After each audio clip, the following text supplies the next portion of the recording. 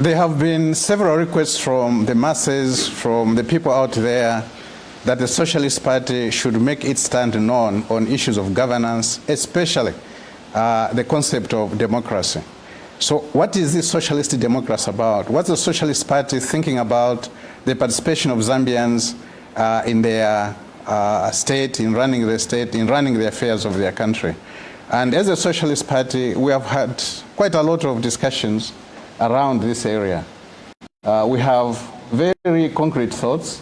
We have a policy direction that guides us.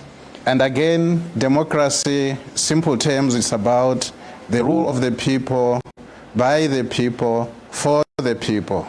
But the people are not homogeneous. You have the rich, you have the poor.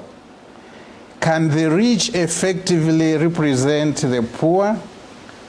Big question mark. You have the rural areas where there are people. You have also urban dwellers. So in a situation where urban dwellers are the ones that run government, can they effectively represent the people in the rural areas? Question mark. You also have regional diversity. Can people from different regions represent each other? Question mark. Can men effectively represent women without the participation of women? Can we talk about our traditional authorities, traditional values, and governance systems being represented effectively by politicians today? So these are issues that hinge on democracy. True democracy is inclusive. True democracy is one where all people are represented. So again, people is not just a mass. People are heterogeneous. And it's about how you bring in all those different facets, all those different fragments that constitute people for democracy to be able to function. And today, my brother, my dear comrade, that's the topic at hand. We are being requested to give an explanation as to what the Socialist Party is going to do in government. Democracy, inclusiveness, and localizing governance. That's the main issue. Is that issue valid in the Zambian context? Yeah. The issue of democracy has been defined by so many people in so many ways. We have had the famous definition from Abraham Lincoln, democracy being the government of the people, by the people, for the people. Those who have done a little bit of history or studied political science, they have been subjected or introduced to the idea of the Greek agora as the best definition or example of a democratic society, where people went into a city hall. I don't know how big those halls were in that time. It was during the slave owning society. People would gather in the city hall in Athens or elsewhere. And there was lots of shouting. And lots of shouting, participating. There were no public address systems that time. Yes, and we are told that was a best example of democracy. But when you try to examine that Greek society, you will find that it was a class society. And at the bottom of that society were slaves. The Greek agora itself had over 30,000 slaves. Those slaves were never invited to the city hall. They were property. They were never there. They were excluded. What type of a democracy is that? For us, socialists, revolutionaries, revolutionary democracy, socialist democracy is where people decide together, build together in fraternal love. They work together, they decide together to improve their living conditions. You cannot have socialism without democracy. It's impossible. Socialism without democracy is not socialism, it's something else. And it won't work. And it won't work because there has to be participation. There's excluded in a very big way. everything started to center around the politician. The politician became the alpha and the omega in leadership. But we know that the politician is not the base of our leaders. When we choose leaders, when we choose traditional leaders, or infum, families gather, clans gather to choose the best, to choose the most decent, to pianika empanda, iya akwatisha amano, iya atemwesha abantu, iya ngasunga ekyalo, iya ayishibefu baikala abantu. Ebo tupianika, whether nipali bumwine mushi or nipavufumu. We choose the best in our families. We choose the best in our clans. The same applies when it comes to religious leaders. Our pastors, our reverends, our priests, our bishops usually are the best from our families. The most decent become reverends, become priests, become religious leaders. We don't choose crooks to become religious leaders. We don't choose thieves to become religious leaders. We don't choose the most cruel to become religious leaders. We don't choose the greatest liars, the most shrewd to become religious leaders. We choose the best in the moral sense, in the ethical sense, and so on. Filia ifiso so ifia shiala, fia tupo sere, kulukumu. Epo tuya mukutola la politician. From the garbage heap. That's where we pick the politician. So, and that politician we have picked, we put him in front. So, without you losing that thought, what has happened now is that that shrewdness, the crookedness, the corruption of the politician has become the norm. In Zambia today, people tell us, you are not a good politician. And then you ask them, why am I not a good politician? Because you don't lie. So, and you don't steal. Because politics is about telling lies. Politics is about being violent. They say to be a politician, you have to be something different. So it means those negative values that you are alluding to, today they have become the standard. And the people out there think a politician has to lie. A politician has to be cruel. And everyone says politics is a dirty game. But that dirtiness has become part of this society. It is a culture that actually people accept. In the traditional leadership, you were not selected to become a leader, a traditional leader, because of how much money, how much wealth you had. You were selected because of what you had in your head. The politician is selected because of money. In your heart. You were not selected for your ability to manipulate others, to lie to others, to bribe others, to be corrupt. I can speak for the Bemba system. You can be the richest. You will not be the chief. You will not be the village headman. Even if you are entitled, you qualify, you will not be selected on the basis of the material possessions you have, and on your ability to bribe, to buy people. You will not become a chitimukuru because of that. You will not become a nkula because of that. You will not become a mwamba, enkole mfumu, empepo, chikwanda, luchembe, chimbuka, mukwikile, mubanga. Because of that, I can also speak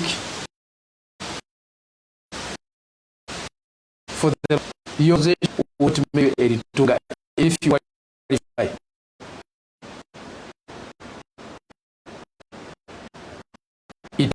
This is in your heart. I think it goes for the Chewa, for the Ngoni, it goes for the Luvale, Yes. for the Lunda, and many other. For all our traditional systems. Exactly. Apart from those which are not authentic, we had the chiefs who were appointed in this country. We have here village headmen who were appointed on the basis of the material possessions. How many animals they had, how much harvest they had, how many wives and children they had. The British did that where there were no chiefs, there were no authentic chiefs. They did that to effect indirect rule. But you can see the behavior of such chiefs. You can see the behavior of such village headmen. Imposed. Chief. Those who are imposed, those who are not authentic, you can see their behavior.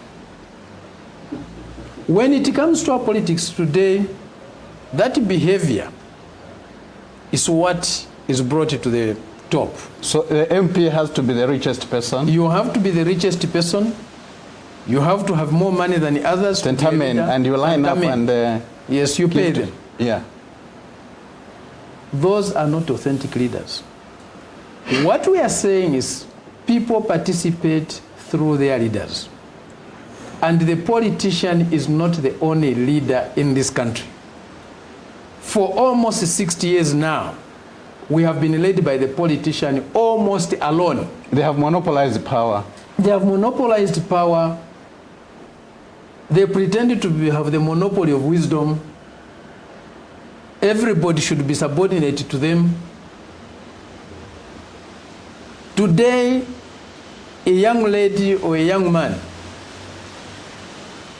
21 years old or even less, becomes a councillor. He starts to act above the village headmen, the indunas. Who are the authentic leaders of our people?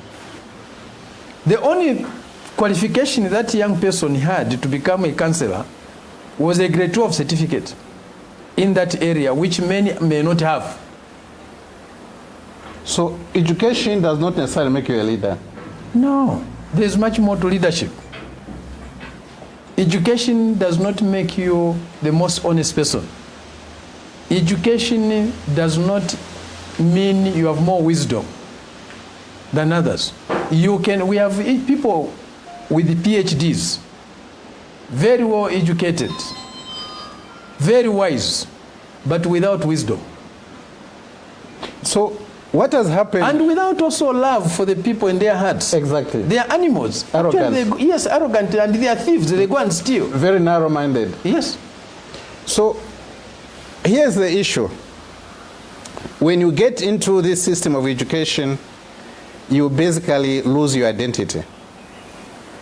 The more degrees you have, the more you are taken out of your village context, of your African context. The most educated people feel closer to their colonial masters. These are your house slaves, because the system of education that we have is very colonial. The value systems it imparts in us is very colonial. Our names, you have names like Cosmas. Cosmas is not an African name. You are told this is your Christian name, amen. But at the same time, God does not really choose us because of our names. I could have another name called Musheke. That's my name, by the way. Thank you. So the issue is simple. Culturally, we have been colonized in terms of names, in terms of what we eat and how we think. And part of that colonization is within the education system. So the most educated people with their PhDs and so forth, I have nothing against PhDs. My brother here has got a PhD. I have got one. But we have to face the reality. The reality is that you can easily be taken away from your people. You start thinking America is your country, the UK is your country, because that's the socialization. That's what you are taught. And those become leaders of masses that have no affinity to America and so forth. They have to deal with Zambian problems. They have to deal with problems of Kawambwa. But intellectually, spiritually, you are already divorced from Kawambwa. And these are the ones, the politicians, the educated ones for that matter, that have taken over this country. And they say with more education they become better leaders. And we are saying no to that. You have mentioned a very good point. The more educated they are, the more they become closer to the colonial master. The more easier for them it is to become the so-called house niggers. The lesser educated, the more you are away and more closer to our people, away from the colonial master, I mean. We are almost getting to 60 years since independence now, led by the politician alone. What have we achieved? Good question. In terms of governance? And also we know governance impacts on development. Those who govern themselves better see better development. There are many lessons we can learn from others. We are very good at imitating our colonial masters. But sometimes we only take the worst of their examples. When you look at the United Kingdom is not governed by the politicians alone. You have the traditional leadership, the monarchy. That's the head of state in the UK, king or queen. You have the Church of England. It is part of the state apparatus. You have the House of Lords. It's part of the state apparatus. The House of Lords is not elected. The leadership of the Church of England is not elected. The monarchy is not elected. They are selected. But they govern. They lead. Then you have Westminster or the House of Commons, where the politician is led by the Prime Minister. That's how the UK is governed, by 4 institutions or entities. And also, the UK, yes, is one country. But within that one country, there are 4 countries. And each country is occupied by a tribe. There is Scotland occupied by the Scottish tribe. They don't call themselves tribes, they call other tribes, but I'm calling them tribes today. You have the Scotland for the Scottish tribe. They govern themselves. 5 million of them. And it's the richest of the UK because it's got oil. You have got Wales with about 3 million people. It's also governed by the Welsh people and occupied by the Welsh people predominant. Then you have Northern Ireland, a semicolon, occupied by the Irish people. It's also governed by the Irish. Then you have got England by the English, which is the industrial and the commercial center or financial center of the UK. That's how they are governed. Each one of them speaks their language. The Scottish speak their language. They've even got the Scottish pound. In Wales, you have got the Welsh language being used side by side with English. I lived in Wales for 2 years in the 80s. A very beautiful place, very friendly people. But proud of them being Welsh. By speaking their languages, by governing themselves in the way they want, it does not mean the UK has disintegrated. It makes it even stronger. It makes them stronger. No way each village given the same way, each town given the same way, each region of the country the same way.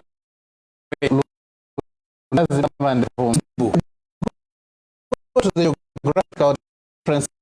Let's say lead issue of the different aspects of our people. Now, apart from the politicians, as a lever of power, you mentioned the traditional leadership structures. We have them here, authentic leadership. We have the religious leaders, authentic leadership of our people. And for the religious leaders, their power, their influence, their leadership is growing, it's not diminishing. It's growing probably faster than any other leadership. Their involvement in the day-to-day lives of our people cannot be ignored. Whether you're a religious person or a non-religious person, you cannot ignore the leadership of the religious people. They are getting closer and closer and closer and closer to the people than any other form of leadership. Especially in terms of crisis. Yes. Especially in these hard times. Our people turn to them more and more. You can't ignore them. You also can't ignore the business leadership. We're coming to that. Yes. And yesterday we talked about business. Yes. Now, today we are talking about the business community having leadership and also providing overall leadership to this country. Yes, business people are not just there to make money. They also provide leadership to our people. Whether we like them or we don't like them, it's not an issue. We have to recognize the fact that they are leaders of our... And we are told we as socialists don't like business leaders. No, we as socialists, we are realistic. We don't invent things. We deal with what is there. We deal with the reality that is there. We call it the objective Factors. material condition Yes. or factors. We respect that. We have many other civic leaders, some of them professional, Academic, and so on. the youth leaders, Yes. the women leaders, our marketeers are there, our trade union leaders are there, the cooperative leaders. movement is there. Who else? We also have defense. Yes. Whether we like it or not, the military is another society within our society. With a certain tradition, They have got their own traditions. certain way of thinking. They have got certain way of thinking, certain way of doing things. It's a community that we can't ignore. And we can't exclude them from the participation in the governance of our country. The professional associations. You can't say the military just stick to your barracks there. That's why we are talking about a civilian military alliance as part of our military doctrine. The intelligence people who you so hate so much, Basushushu, that's another community. There are many. You don't see them because they don't wear uniforms. But there are many, and it's a community with a way of life. Can you run a country without No, that you force? can't. You need them. You can't even run your economy effectively if they are not there, if you don't utilize them well. They are important for economic development. But at the end, they are left out in governance and they are not part of a democratic dispensation. Nobody talks about them. You don't want even to acknowledge that they exist. You don't want even to acknowledge that they exist. They are excluded. So again, if we talk about democracy being the government of the people, by the people, for the people, it's about getting a government all these in which all the people are participate. We have three operating principles as socialists and also as a socialist party. As socialists, our operating principles are: one, collective decision making. Number two, transparency. You can't have transparency if there's no collective decision making. Number three, active participation by the affected, by the masses. Can these principles be implemented if all these levers of power, if all these centers of power are not involved? It's not possible. But they will tell you, without debts, that all these people you have mentioned, they are participate. represented. We have the House of Chiefs. We have and that they will tell you that they pay. But it is superficial. It has got no depths, it has got no roots, and they are not involved in the things that really matter. Participation means participating where the resources of the country are decided, are distributed. You have to sit there. If you are not there, you will follow those who sit there. Today, it's only the politician who sits where the money is being decided, where budgets are being decided, where this and that is being dispensed. So everybody follows a politician. A businessman has got to have his own politician. A religious leader has to grow himself to a politician to survive. And there's always a traditional leader has also to follow a politician. To follow a politician. And they say we work with those who are in power. Yes. You hear the traditional leaders that we work with the government of the day, the politicians who are there today. The religious leaders also be told the same. Basically, that is patronage, isn't it? Yes. That's saying we don't have our own ideas, but we have to center our thinking around those in power, because if we don't do that, they will not support our institutions. They will not give us money. Yes, there's no autonomy at all. You will not be funded. So it's some sort of a slave-master relationship. Now, we have talked about all... But maybe before we go there, what participation means is participating in the administration of the country's resources. That's what we are coming to now. So participation in state affairs, let's start with lawmaking. Because you have to make laws, and these are the laws that govern the country. And which group is participating today?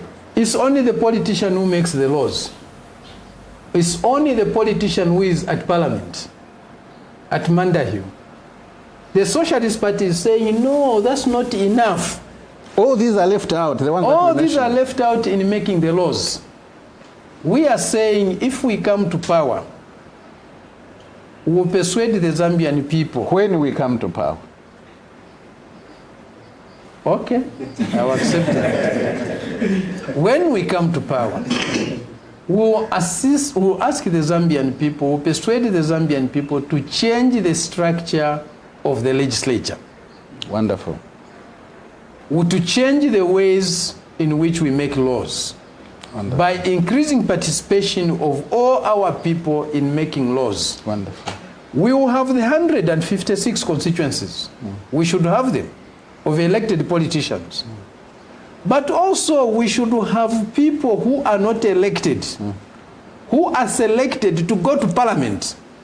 And probably another 156. By their constituencies. By their constituencies, the traditional leadership should have representation. The religious leadership should have representation in parliament. The business community should have representation in parliament.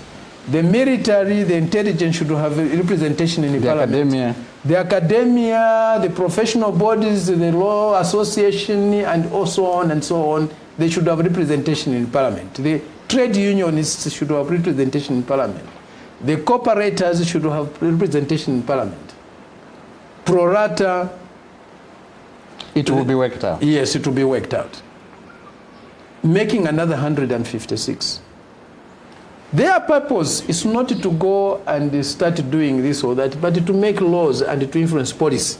So that will and they will be responsible to those who have taken them there. That will be inclusive lawmaking, where you are basically helping all levers of power, all the centers of power, of authentic power. They are involved in making laws, and that is the start of democracy. Yes, if you are taken to parliament by the church can recall you. Amen. If you are taken to parliament by the traditional leadership can recall you. If you are taken to parliament by the trade union can recall you, not the politician. You are not answerable to the politician. Exactly. You are answerable to the community or to the section of the community that took you there. In that way, we will have laws that are built on a very much higher level of consensus. We have to learn to negotiate with others. We have to learn to compromise with others. We have to learn to deal with other people who are different from us. Because that's what is in our country. We are different. But we are in one country and we have to live in harmony with each other. The thinking of the politician in Zambia today is that the winner takes it all. And the winner is the politician. The politician who corrupts, who is well-funded, wins and takes everything. They are actually very defensive. What we are saying now, some of you listening who are politicians are telling us this won't work. You are saying it won't work because of your egoism, because you look down upon everyone else, and you think you have the monopoly to wisdom, you have the monopoly to power. You are mistaken. What is guiding you is self-survival. That's what is guiding you. The other levers of power to welcome, the other authentic leaders are just as knowledgeable, if not even better, than the political class is today in Zambia. No, in fact, you know, the traditional leadership and the leadership are becoming more and more in the politics. Today, you go maybe say something about the traditional leaders being backward and all that. That things have changed. No, things have changed, and they were never backward anyway. Thank you. If you look at the Litunga today, the Litunga got his master's way in the early 70s or late 60s. Mungaka Marutwa. He's highly educated. He was a director in Indico. He was the first black managing director of National Meeting. I remember that time. At the age of 33. Yeah. Managing director. Akashamba Tombikusele Wanika. He's a high intellectual. Upangoma area. Yes. You look at other chiefs. We have many chiefs now with degrees. Many. Many of them. They are more educated than the politician. Chitimukuru could be a professor anywhere in this world. Yes, he would be a professor. He's an intellectual. You look at our religious leaders today. Many of them is doctor this and that. Not honorary, studied. We have Bishop Banda. Bishop Banda has got a PhD. Bishop Banda, greetings again. I mean Bishop Banda at North Mid Assembly of God. He's got a PhD, he studied for it. I can bear witness to that. Archbishop Aliki Banda has got a PhD. Many others. Many of our clergy today have got good master's degrees, not honorary, which they have studied for. They are highly educated people. Not given, not awarded. Not given. Yes, the politician is also trying to match that, but in most cases, it's honorary degrees. So the traditional leadership is not backward. Neither is the religious Sticking leadership. to your culture, abiding by your culture, your traditions, is not being backward. Each society has got its own culture, its own history, its own ways, its own traditions. The Chinese have got a civilization of more than 5,000 years. They have stuck to their culture and they are progressing. They call it a soft power. Yes. In fact, maybe let me digress a little bit. If you look at these countries we admire, look at Japan. Japan is not ruled by the politician alone. There's an emperor. That's their tradition. They are very traditional, the Chinese, the Japanese. Very traditional. Also, they have got a high participation of their religious leaders, the Buddhist leaders. They are participating. China may not have the structure that we have in the West, but they have got their own civilization, they have got their own traditions, their culture that they are glued to. And it's helping them develop. Most of Europe is full of monarchs. Whether you go to Spain, Denmark, Sweden, Norway, they are stuck to their cultures. They are not trying to be something else. What they are not. Yes. We are so excited to go to the White House, to be accepted by white people. We feel we are more important when white people accept us. We value our relationship with white people more than we value our relationship with our own people. You can be president of an African country and then claim I'm the first president to be invited to the White House or to do this and that. So again, back to the issue of the house slave. Again. That's what our politicians have become. Okay, so you had already started talking about the issue of geography, the issue of regions, that you can't run Kawambwa the same way you are running Chavuma. In terms of but before we come to that, we talked about parliament being represented that way. Even our councils, our district councils. That's where we are coming now, yes. They will need a similar representation.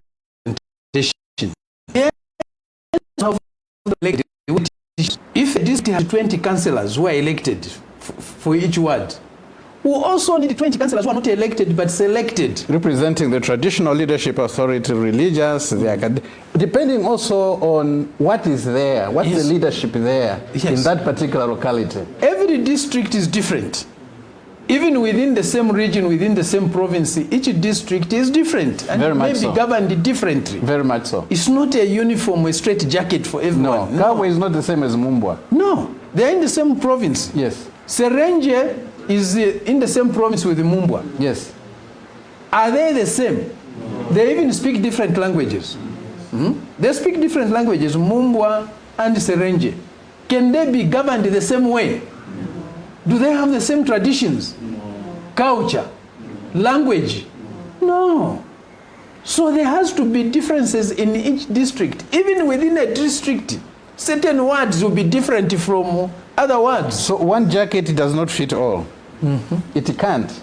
Yes. And if one jacket fits all, then it means democracy is being butchered.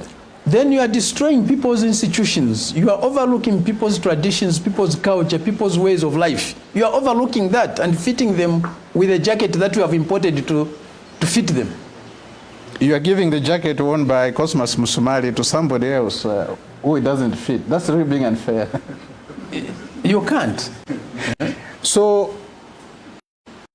starting from the words, the way they are run, they have to be inclusive. Getting to our councils, our district councils, they have to be run in a way that represents authentic leadership together with the politicians. The provinces, parliament are all part of that. So we are basically saying what we have tried since 1964 is not working. It hasn't worked and it will not work at all. Let's try something different. And that's something different that we are going to try is one where we start involving everyone who matters. We start involving the leadership that is there. And again, from the socialist perspective, you don't create a leadership from nowhere. You use what is there. And we have what's called the social capital. Those are our traditional leadership structures, our leadership, our religious structures, our business leadership associations, and so forth and so forth. So we use those, one, to unite society, to increase participation of our people, and to change our livelihoods in a positive way. When you are not included, you are omitted. And when you are omitted, there are gaps. And that's a problem that we have been facing all along. So things have to change. They have to change for the better. Now, the issue of regional differences, we are talking about Southern Province is different, and you can't start running Southern Province and making it look like Lusaka. Lusaka is different from Southern Province. Southern Province is different from Luapula. My people in Luapula would want to run their affairs differently. So there has to be some form of autonomy if democracy and development have to flourish in these places. And it's inevitable. There's no single person located in Lusaka who can know Zambia so well.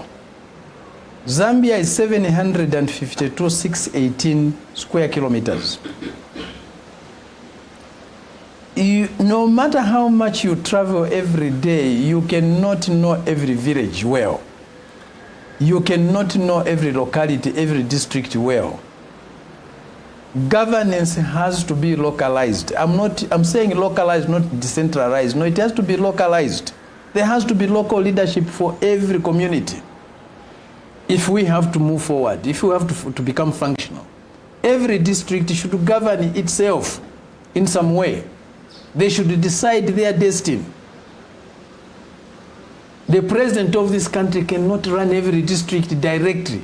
You are the one appointing the officials running every district. You don't even know them. You don't even know them, but you pretend you know them. And if you want to know them, then you only appoint people you know. It's not their leaders, it's your own leaders you are taking there, who have nothing to do with the people. How can a DC appointed by the president in Lusaka run a district? On whose behalf? On whose behalf? So he becomes a chola boy attending by-elections, and the president himself says, don't think you are civil servants. What you are the chola boys of the party. Yes. And you should work for me. But that's what happens. But today, the chiefs are kneeling before the DCs, because the DCs are carrying money. They are the ones who are carrying influence. Yeah? They carry power. Yeah? So how can a chief, a senior chief Nkula, be answerable to a DC? How? When he should be leading Chinsari,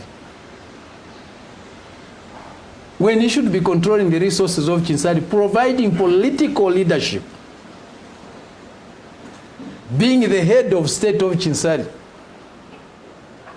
Jifinkula today is being used like a chola boy for the DC, for the provincial minister. But you're talking about your relative, actually. Yes, let me talk about things I know. Where I am, where I've been. That's not acceptable. That's the owner or the key leader of that area. And he must lead it politically. So, economically, let's say Eastern Province, with autonomy, having inclusive government or governance system, can it develop on its own? If Eastern Province was left to run itself, to govern itself, within 2 or 3 years, Eastern Province can change drastically. It has got resources, both human capital and natural resources. And it has got also a very hard-working population. If they were allowed to run on their own, they have got a bank of their own, Bank Yakumawa. By the way, Bank of Yakumawa is coming.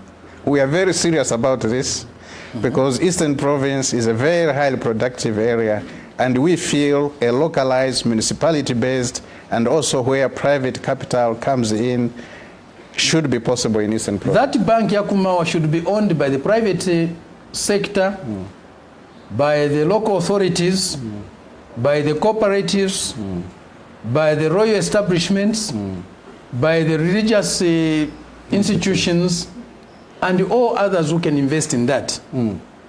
They run that. If Eastern Province today starts giving contracts for the supply of fertilizers to their own people who are there in Eastern Province, because you can't have the same fertilizer for every part of this country. The soils are different. Even the rainfalls are different. So Eastern Province is given the right to order its own fertilizer that suits its own soils. And the contracts are given to their own people in Eastern Province to procure that fertilizer. The tenders are given to them. They go with that tender to the Bank Yakumawa to seek a letter of credit. If the Bank of Yakumawa doesn't have enough resources, they refinance with other banks elsewhere in the country or even outside. They bring in that fertilizer. They are paid. When they are paid, they are told, keep your money in the Bank Yakumawa. The millions they get is kept in the Bank Yakumawa. They are given a piece of paper to say you have this money in this bank. That money stays in that bank, is lent to the other farmers, other businessmen in Eastern Province. So the money is circulating within Eastern Province, it's growing within Eastern Province. Within 1 year, 2 years, we'll have some millionaires in Eastern Province just from the procurement of fertilizer. We do the same with oil, fuel. Eastern Province procures its own oil, its own fuel, gives the tenders to its own people in Eastern Province. They are paid. The money is banked in Eastern Province. That money that is banked in Eastern Province is used to give loans and other financing to other people doing business in Eastern Province. Within 2 or 3 years, we'll see some changes. There will be millionaires in Eastern Province. But that system cannot work if it's left only in the hands of the politicians. Again, for Eastern Province to develop, it means the business leaders have to provide leadership. Yes. It means the youth, the women, the cooperative movement, the religious leaders, the traditional leaders, the trade unions have to work together to be able to effect that. All their leaders have to be there. In that way, there will be fairness, there will be justice, there will be equity, and we'll have a very peaceful Eastern Province. Corruption will go down because it's difficult to cheat a person who is marking you tightly, man to man, bumper to bumper. It's very difficult. And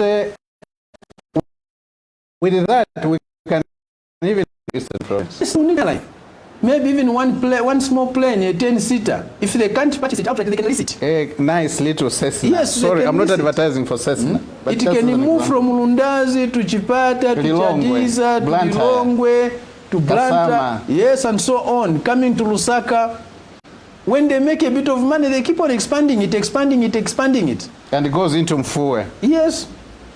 They can run an airline in Eastern Province.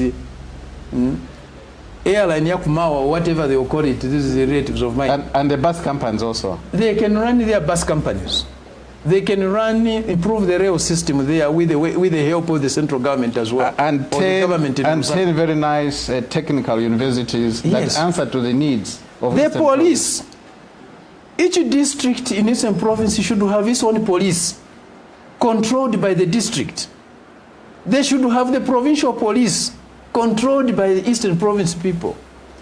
In addition to the national police, they should have their own courts. Each district should pass its own laws, its bylaws. Some of them should become criminal laws. If you insult Gawa, you should know the consequences. You can go to prison. You may insult Gawa when you are somewhere else. In Lusaka, yes, you can get away. They'll wait for you when you go there. Yes, but you can get away with it if you are somewhere else. So let them make their own laws. So what we are talking about Eastern Province, in case we are accused of being biased, applies to every region of our country. We are using Eastern Province as an example. But we could also talk of Northern Province, Muchinga, Wapula, Copperbelt, Northwestern, or even Western Province.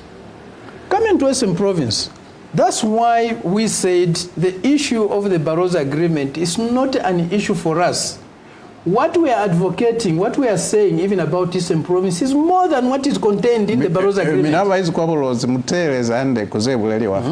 What we are saying we can do in Eastern Province is far more than what is contained in the Barroso Agreement.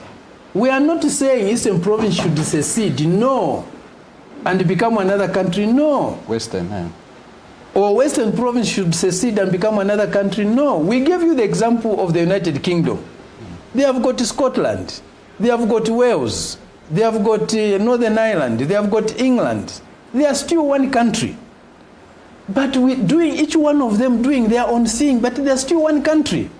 Even in a village, if you have got a village, I lead a village that has got more than 110 households. In that village, I don't administer every household. Every household has got its own internal autonomy. I can't go and tell them where to put the bed or what to do in that house. No. It's their own house, they decide. How many children they should have? No, but it doesn't mean that house, because each household is running its own in that village. Then the village is disintegrating. No. Or every household has seceded from the village. So where does the fear of politicians come from in terms of allowing autonomy of the various regions of this country? Because there's apparent huge fear. As soon as you talk of giving autonomy, giving power to the base, to our people, politicians start attacking. They are furious, they are very scared of anything that smells people making decisions that affect their own lives. Politicians fear people. Such politicians fear people. If you are not scared of people, you will not be scared of giving them power. You are scared that once your power diminishes, you become nothing. Because you are nothing, you have nothing to offer. If you had something to offer, you wouldn't fear sharing power. You want to make yourself important. But you are not more important than others. And once that importance is gone, then the politician is not what they are today. No, we also don't want the politician to be what they are today, because what they are today is wrong. Even the name, some people are scared of the name Barrosoland. What is wrong with the name? Each person should be able to name their own child. If the people of Barrosoland wants to call Western Province Barrosoland, let them call it that. After all, that's what it was until 1969 or so. When we went to school, what was Western Province was what is Copperbelt. Copperbelt was Western Province. One day we woke up, the names have changed. The names have changed. there's a province called Copperbelt, and it has transferred its name to what was Barro's province. If they want Western province to go back to Barro's land, it will be done. And it doesn't require a constitutional amendment. No, it's simply a statutory instrument. And we will sign it if we are the presidents. We will sign it within... You will be the president and you will sign it. We will sign it if we are there. Signing a document, a statutory instrument doesn't take much. No. We can do it on the first day. And that's what we promised the people. Yes, on the first day we sign it. That's if they want. Well, that's what they want. We will not impose that on them. No. Exactly. We are not here to tell them you'll be Barro's land. No, it's them. And it's a decision their authentic leaders will make. So there have to be a process that side. And if that is decided upon, the job is going to be done. We are talking to them. They want it. We are talking to all our chiefs. We are talking to all our religious leaders. We are also talking to our business leaders. We are talking to our professional leaders. We have to talk to all our leaders, to all the authentic leaders of our people. We have to engage them. We can't wait until we have won the elections to start engaging them. There's also an argument that we get all the time that some of these provinces are very poor. We're talking about Western Province, that Western Province is too poor. Even if it had autonomy, it would not move forward. They were living much better when they were running themselves. Maybe you can even emphasize that a bit, because this is a part of history many Zambians are not aware of. They were living much better. The poverty levels, the hunger was not the hunger that they are enjoying today. Their leaders had power to intervene where there was hunger. Their leaders took care of the environment. They took care of agriculture. In Barro's land, they had departments for every aspect of life. There was an Induna in charge of education. There was an Induna in charge of health. There was an Induna in charge of finance and so on. They had an Induna in charge of legislation, of laws. And external relations also. They had an Induna of external relations and so on, Mkulakashiko. Actually, my mother's great-grandfather was Mkulakashiko Folewanika. And another grandfather of ours, a cousin to the grandfather, was the Natamoyo. So the system functioned. And I believe they were in the process of refining it. In fact, in 1948, the father to the current Ritunga, Imwiko, wanted to introduce the election of Indunas. That the Slalo Indunas are elected. And also, in 1948, Litunga Imwiko wrote a letter demanding for the independence of Barro's land and the return of Caprivi Strip to Barro's land. That's the same day he died. He collapsed. Same day. They started demanding for independence before Northern Rhodesia started demanding for independence. They were a protectorate, but they were demanding for the end of that protectorate. So giving them the chance to govern themselves, to take charge of their own. When they were in charge, the environment in Western Province, the lakes, the rivers, bird life was much more better. They took care of everything. They dug canals. Since independence, we have not put any canals in Western Province. The canals were dug by Lewanika. They didn't have excavators, but they dug canals. Through collective efforts. Through collective effort, through leadership. And those canals were used for agriculture and also for transport, for navigation. And for fish breeding. So they were better off than they are today. Why not let them govern themselves? Today, the Ritunga cannot do anything about the hunger in Western Province. It doesn't have the resources. It doesn't have control of Ngwe. It doesn't have the institutional framework that helps him to make those decisions. Yes. Before that, they used to have their own money. They used to have a native authority fund. Every lost person, wherever they worked, whether they went to under Wenela to South Africa, a certain percentage of their taxes was remitted to Barro's land. Maybe just there, this Wenela, the president is talking about was the Witwatersrand Native Labor Association. What used to happen was that the South African mines, the farms in southern Rhodesia, that's Zimbabwe today, and also the farms in South Africa were running short of labor. And the labor in South Africa was not sufficient to run those mines.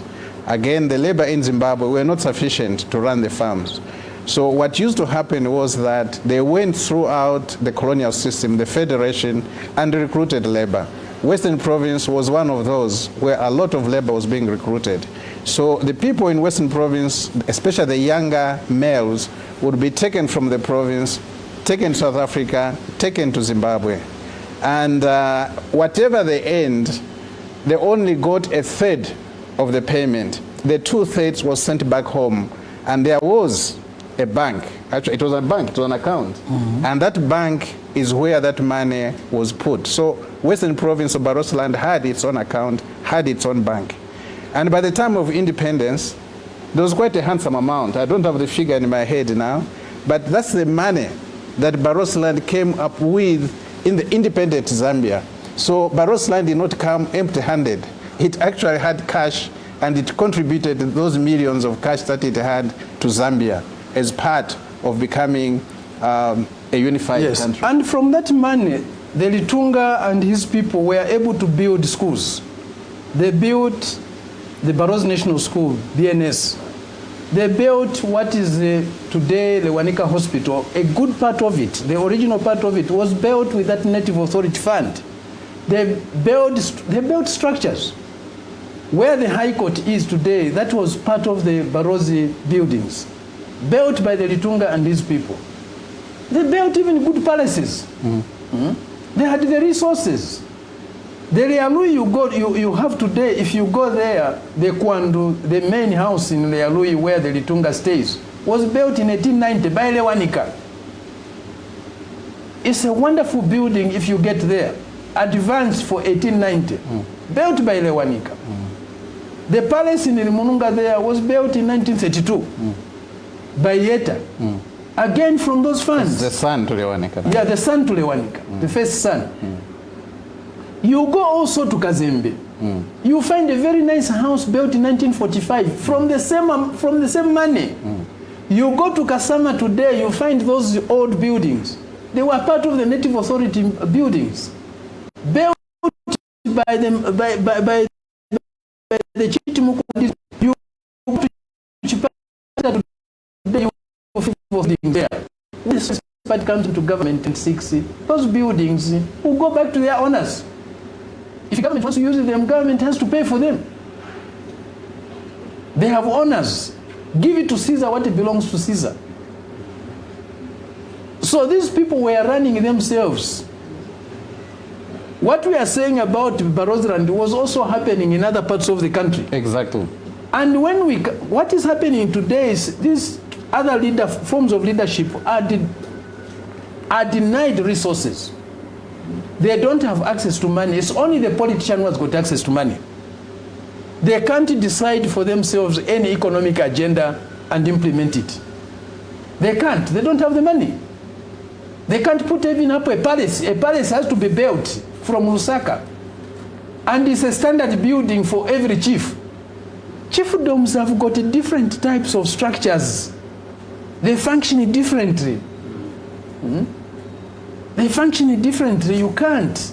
Let them build their own. If they are given resources, they will build their own, in their own way. So maybe before you come in, when the Socialist Party comes into government, one thing that will make sure is that these traditional leaderships have got resources. Part of the resources will come from the taxes of their own people. If you come from Chinsari, you are under Chief Nkula. You pay 1,000 kwacha pay as you earn. A certain percentage of that, maybe say 10%, 100 kwacha, will go back to Chief Nkula every month and create a fund there. And there will be a small percentage going to your church. And a certain percentage also will go to your church to support the leadership of the church. Maybe say 10%. If I'm a Catholic, I'm paying 1,000 kwacha. Maybe if it's 10%, 100 kwacha will go to the Catholic Church every month. So each chiefdom members who have more money. And it doesn't matter whether you go there or you don't go to that chiefdom, you pay. Your NRC is stating Chief Nkula. That's it. And we will require you to tell us where your church, which is your church. And we'll make those deductions and send them there. So that the leadership also here can function. It can't function without money.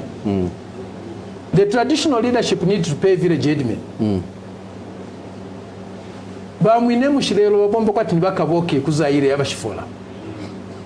They have to be paid. A councillor gets 6,000 kwacha, a village headman and Induna gets nothing. Zero. But look at the amount of work those human beings do. If we believe in fairness, in justice, they have to be paid something. But they will be paid from the money collected by them. And also the natural resources of each district will be managed by that district. If there's gold in Mpika, in Shiwangandu, the licenses will not be given for that gold here in Lusaka. No. It will be given by the district authorities there. If they don't have the capacity to hire, to know how to give licenses, they'll hire people from anywhere in the world to assist them. So whatever taxes is collected from those minerals, say they collect 100 million kwacha taxes, maybe 50% will remain there in Shiwangandu Mpika. 50% will come to the national treasury in Lusaka. And then that money also will be shared. When there's progress at the district level, even the national level prospers. Now, there's one particular province that I also wanted us to mention. We have mentioned a little bit about Eastern, Western. So maybe another example that is unique, a unique province in Zambia, one that could actually also be a highly developed and progressing at fast rate is Southern Province. In Southern Province, in terms of agriculture, this, I would say, is the leading province today in this country. Southern Province has more heads of cattle than any other place. Also, the other types of livestock, if you talk of goats, sheep, and so forth, that's the center. That's our cattle belt, actually, in this country. When you talk of cereal production, Southern Province is one of the leading areas of our country. But Southern Province does not necessarily have the autonomy. Southern Province is not growing at a pace you would say this is where it should be, given the amount of resources and given the hard work of my brothers and sisters that are in Southern Province. They have different traditional institutional arrangements. Definitely. So that must be taken care of. They have to decide. But Southern Province would do well in our thinking, in our consensual decision-making system. The whole issue of politics, of inclusiveness, would work for Southern Province much better. Production is declining in Southern Province. Not because people have become lazy, no. They are hard workers. The system of governance is not helping it. And also their responsibility the national government should carry out in Southern Province. One of the biggest challenges in Southern Province is water. It's not soils. The soils are very good. It has got one of the best soils, still more. It's simply water.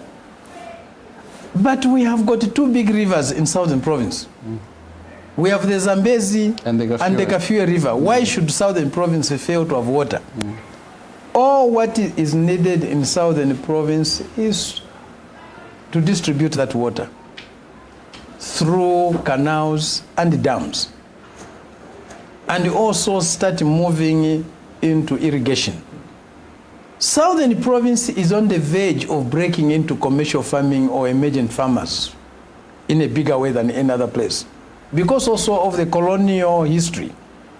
The colonial farms gave Eastern Provinces certain opportunities that others did not have, of interacting with better organized farming, from the commercial farmers. That's why even they are looking after animals, cattle especially. It's more advanced than any other part of Zambia. Because of that history, because of that tradition. So what is needed in southern province is to give them water. Huge amounts of money have to be invested in bringing canals to southern province, ensuring that there's water in the vicinity of every farming community. So associated to agricultural production and high productivity is also the issue of value addition. Southern province should be the hub for agro-processing. But maybe before we come to that, because of poor management, because of poor governance, there is another new phenomena that has been happening in Eastern provinces starting in the late 60s, in Southern province, starting from the late 60s, early 70s. The migrations. There are huge migrations of people from Southern province into the other provinces. Because the water issue has not been dealt with. The water issue has not been dealt with. The land alienation and the parceling system has not also been improved. Land has run out of Southern province. Had run out by the late 60s, early 1960s actually. Yes, it has run out. Southern province does not have villages like other provinces. Southern province has homesteads. A villager and a person living on a homestead, they are different. If this was my homestead, I die, I've got 4 sons, they share. This son of mine dies, his plot also is shared. Land started becoming smaller and smaller and smaller in Southern province, the portions to each individual. What did that do? People started to migrate. People from Southern province started to move into Central province, occupying most of the Lenje land. In the Soli land in Osaka province. Northwestern. Some of them moved into the Mukushi area, Serenje area.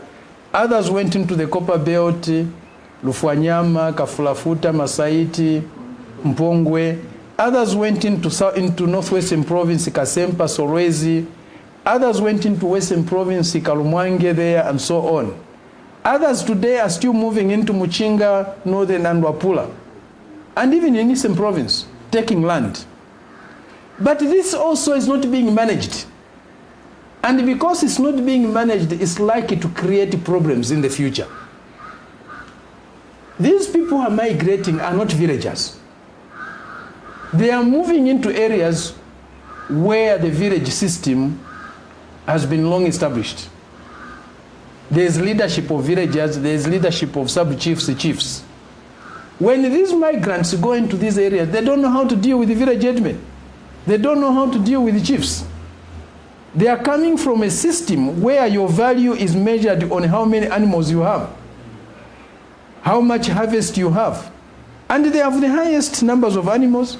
They have the highest numbers of, the highest levels of harvests. And they are very disciplined when it comes to work, actually. They are hard workers. They started to prosper. Jealous creeps in. The local people start to become jealous of them. And also they don't know how to respond to that jealous because they are not part of it. They are seen to be arrogant in some cases. We have these farm blocks that we are creating. There are no farm blocks that are being created in Southern province. The farm blocks are being created in the other provinces. But the best farmers are from Southern province. So the criteria that is put in allocating land in these farm blocks favors those with experience in farming. They ask you how much implements you have, farming implements. Do you have tractors? Do you have cattle? Do you have this and your that? track record in farming. Your track record in farming. So you find that people who qualify in most cases in these farm blocks are those from Southern province. You find 70–80% of the land is allocated to people from Southern province. What happens? Again, jealousy creeps in. Tensions start. If there is no political leadership to deal with these issues, in the end, there will be problems. Again, this is governance. Back to the issue of manufacturing. Southern province as a hub for agro-processing. There's nothing that is happening there. There is nothing that is happening there. The cattle business,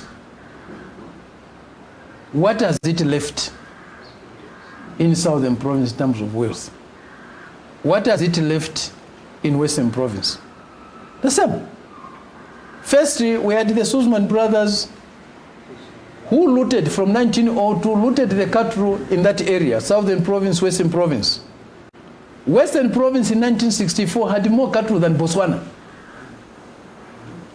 We could say Western Province in 1964 was richer than Botswana. Yes. Because Botswana didn't have the diamonds, it was not mining until the 70s. So we allowed a system where basically the bank of the people of Southern Province, that is their cattle, was slashed. We allowed diseases to come in. The whole extension system was dismantled in the early 1990s as we changed governments. And vet services collapsed completely. And there came dengue, there came foot and mouth diseases. And that walloped the wealth of our people in Southern Province. Over the past years, they have been restocking and they have been making progress.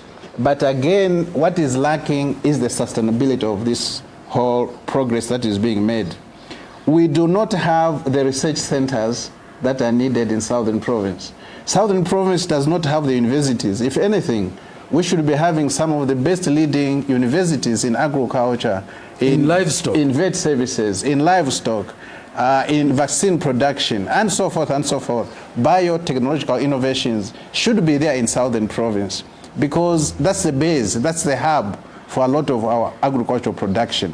But without that infrastructure, Southern Province is still going to suffer. Southern Province is not going to offer the agriculture-related jobs that the younger people need in that space there. So again, this country, the politicians have failed Southern Province, and they continue failing Southern Province. Even the business world. When you look at Southern Province and Western Province, they have built what Zambia is today. Without the Western Province and Southern Province cattle, Zambia wouldn't be what it is today. In 1995, Zambia went and got what used to be the cold storage board abattoir in Mongo. They started to have a monopoly in the purchasing of animals and slaughtering of animals, processing.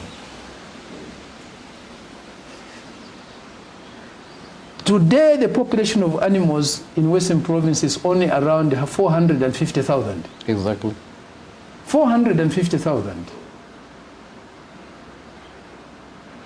They have looted everything. What did Zambia leave in Western Province? Not a single school, not a single clinic. No research center. No research center for animals. Not even a deep tank, other than their own at their abattoir there. You can say the same in Southern Province. They have taken everything. Even the skins, the hides, their leather factories are not in Southern Province or Western Province. Even the horns are being taken. Even the horns have been taken. So they have left no jobs there.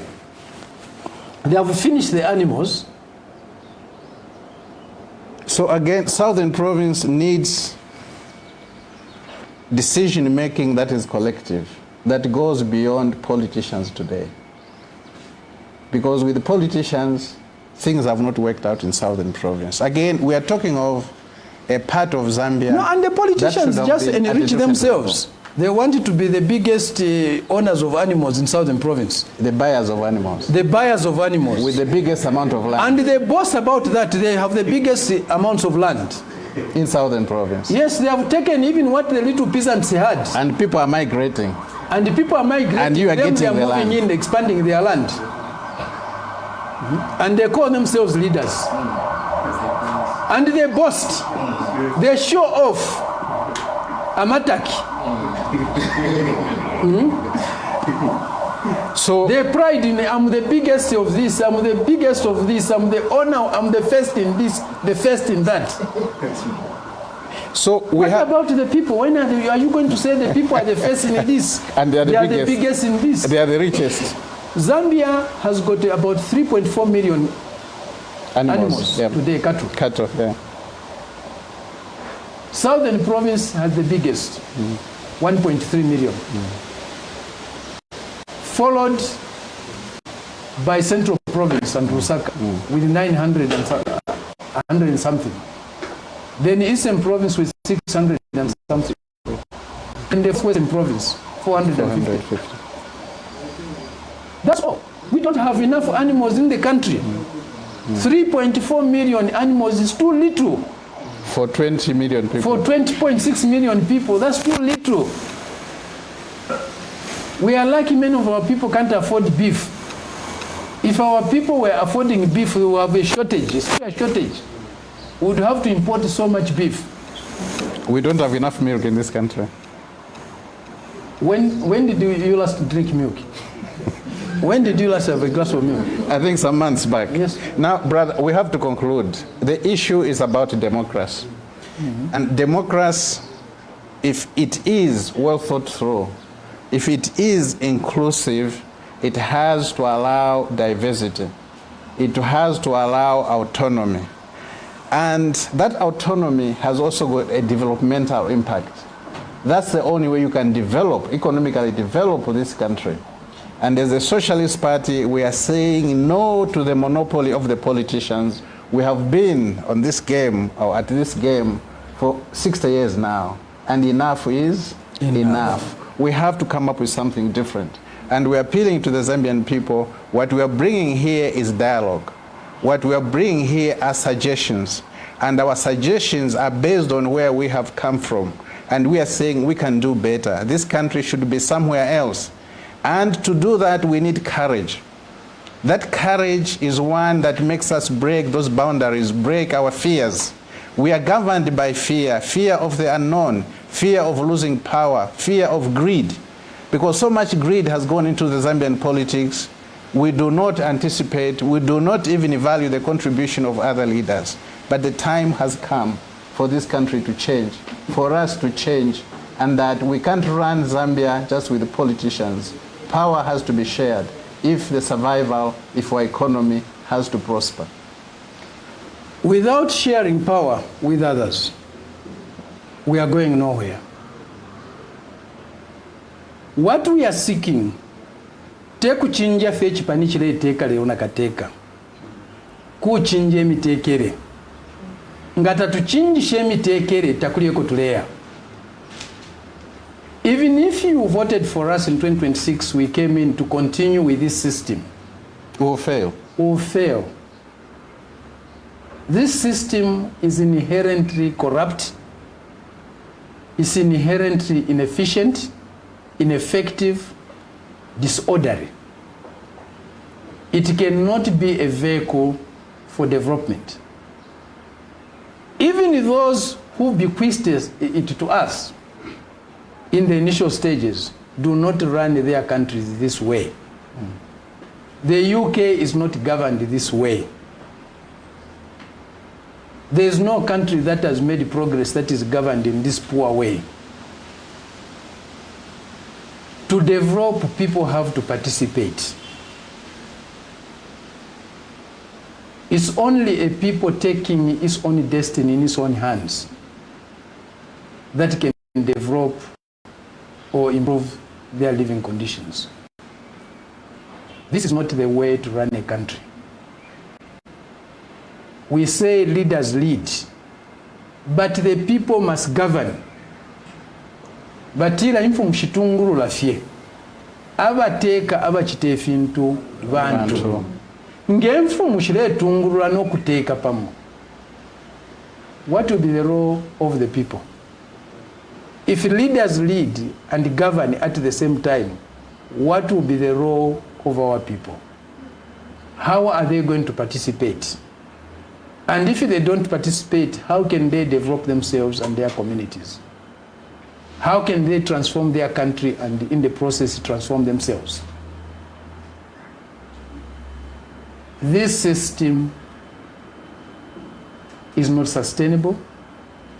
This system cannot be a vehicle for prosperity. Again, these ideas we share with you are not cast in stone and are not going to be imposed on our people. These are ideas born out of interactions with our people. Over the last few years, we have been talking to many of our authentic leaders. The traditional leaders. The traditional leadership, quietly, leaders. Without fanfare, we are talking to them. When you see me with the traditional leaders, these are the things I'm discussing with them. The religious leaders. I'm not asking for them to organize their people to vote for us. When you see us with the religious leaders, we are not seeking favors from them, political favors from them, because they lead people. We are talking about these issues with them. The business leaders. When you see us with the business leaders, we are not asking for money from them. Yes, we need their money, but we are not asking for money from them. We are discussing these ideas with them. When you see us with the trade unionists, these are the things we are discussing with them. Cooperative movements. When you see us near cooperative movements, these are the things we are discussing. If ever you find us in the company of people from the military, from the intelligence, we are not plotting anything sinister. We are simply discussing these issues with them. They have a role to play in the governance of their country. And without that role, we are going nowhere. Thank you.